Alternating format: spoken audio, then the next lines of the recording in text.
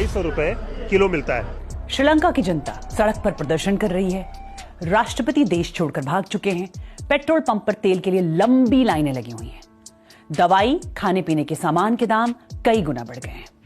कभी एशिया का खुशहाल देश माना जाने वाला भारत का पड़ोसी देश श्रीलंका इतना बड़ा आर्थिक संकट का दौर देख रहा है, पर क्या श्रीलंका के इस बदहाली के बाद दूसरे देशों पर भी इसी तरह का खतरा मंडरा रहा है? भारत के दो पड़ोसी पाकिस्तान और बांग्लादेश और साथ ही मालदीव और लाओस के हालात भी कुछ ठीक नहीं है, और ये फिक्र खुद IMF यानी इंटरनेशनल मॉनेटरी फंड के मैनेजिंग डायरेक्टर ने जताई है। क्या इन तमाम देशों की मुश्किलों के लिए कहीं ना कहीं चीन जिम्मेदार है? सबसे पहले बात श्रीलंका की। लगभग 2 करोड़ 20 लाख की आबादी वाले इस देश में न खाना मिल रहा है, न दवाइयां, न पेट्रोल मिल रहा है, न डीजल, और अगर कुछ मिल भी रहा है तो इतना महंगा जिसे खरीदना आम लोगों के लिए मुश्किल है। और ऐसा इसलिए क्योंकि श्रीलंका के पास पैसे नहीं है ताकि वो इन चीजों को दूसरे देशों से मंगा सके। वहां महंगाई 50% से ज्यादा बढ़ गई है। खाने की चीजों के दाम पिछले साल के मुकाबले 80% तक बढ़ गए हैं। लेकिन सवाल यह है कि श्रीलंका इस हाल में पहुंचा कैसे? दरअसल जब कोई देश विदेशी कर्ज वक्त पर नहीं चुका पाता, यानी उसके पास इतनी विदेशी मुद्रा नहीं बचती है कि वो कर्ज अदा कर पाए, तो वो डिफॉल्टर हो जाता है। पिछले कुछ सालों से श्रीलंका कर्ज के बोझ तले दबता जा रहा था, और ये कर्ज ज्यादातर उसने चीन से लिया है। कई और देशों ने भी चीन से इसी तरह कर्ज लिया है। ऐसे में इन तमाम देशों को लेकर आशंकाएं जताई जा रही हैं।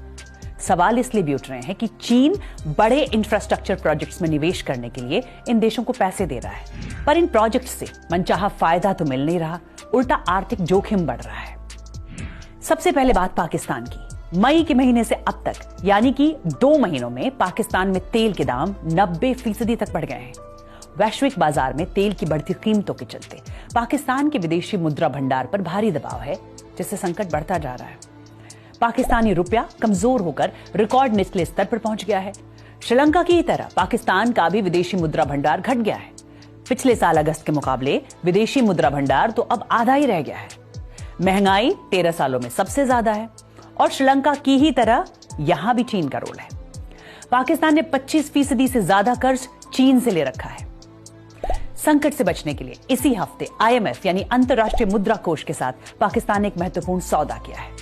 IMF फिर से पाकिस्तान को कर्ज देने के लिए तैयार हो गया है। बात अगर बांग्लादेश की करें तो इस बार मई के महीने में महंगाई 8 साल में सबसे ज्यादा थी। खर्च कम करने के लिए बांग्लादेश की सरकार ने कई चीजों के आयात पर रोक लगाई।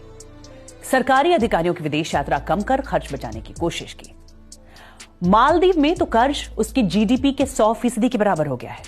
श्रीलंका की ही तरह मालदीव की इकोनॉमी भी टूरिज्म पर निर्भर है। कोरोना महामारी ने इस देश की आर्थिक कमर पहले से ही तोड़ दी है। अमेरिकी इन्वेस्टमेंट एजेंसी JP मॉर्गन के मुताबिक पर्यटन पर निर्भर मालदीव के लिए डिफॉल्टर बनने का खतरा बड़ा है, और साल 2023 यानी अगले साल के अंत तक मालदीव कर्ज के मामले में डिफॉल्टर साबित हो सकता है। दक्षिण पूर्वी एशियाई देश लाओस पर भी विदेशी कर्ज को लेकर दिवालिया होने का खतरा मंडरा रहा है। वहां लोकल मीडिया रिपोर्ट्स के मुताबिक लगभग 75 लाख की आबादी वाले इस देश में भी श्रीलंका की तरह ही तेल के लिए लंबी लंबी कतारें लग रही हैं। कई लोग तो अपने रोजमर्रा के बिल भी नहीं चुका पा रहे हैं। वहां की मुद्रा डॉलर के मुकाबले नीचे गिर रही है। लाओस ने भी चीन से भारी कर्ज ले रखा है।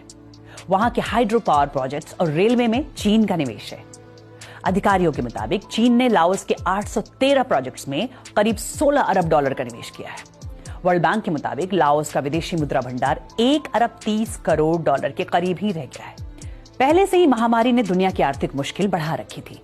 ऐसे में कई देशों ने जो लंबे वक्त के लिए कर्ज ले रखा है, उनकी मुश्किल बढ़ सकती है। जब भारत के कई पड़ोसी देश मुश्किल में हैं, तो भारत के लिए फिक्र की कितनी बड़ी बात है, ये जानने की कोशिश की हमने एक्सपर्ट से। में जो परिस्थिति आप दूसरे देश में देख रहे हैं, शायद हमारा परिस्थिति वहां तक नहीं पहुंचेगा, क्योंकि ऑलरेडी सरकार देख रही है कि दूसरे देश में क्या हो रही है, और उसको देख के अभी इंडिया भी वही स्टेप्स ले रहे हैं। ग्लोबल इकोनॉमिक क्राइसिस में सबके ऊपर इम्पैक्ट पड़ेगा, किसी के ऊपर ज्यादा, किसी के ऊपर कम। लेकिन इस कॉन्टेक्स्ट में मैं यही बोलूंगी, इंडिया का भी वो सिचुएशन नहीं है। इंडिया की इकोनॉमी बहुत बड़ा है, और अभी जितना मतलब लग रहा है कि इंडिया इस टाइप का क्राइसिस शायद फेस नहीं करेगा।